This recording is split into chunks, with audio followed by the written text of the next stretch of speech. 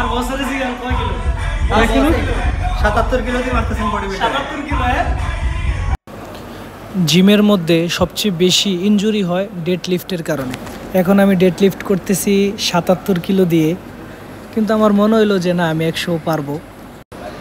যেইখানে আমার বস একটু আগে 77 কিলো দিয়ে মাইরা গেছে, ওই জায়গায় আমি বলতেছি 100 পারবো। তাই তারা আমার এখন ওজন রেডি করতেছে, আমার এখন দিয়ে দিব, আল্লাহ জানে কত লাগাই দেয়। আমি 100 পারবো বলছি এই কারণে ভাই আমার 117 কিলো লাগাই দিছে। কারণ আমি জানি না, উনি বলতেছে জাস্ট একবার উঠাইলে নামাইলে হইব। দেখা যাক 117 কিলো পারি কিনা।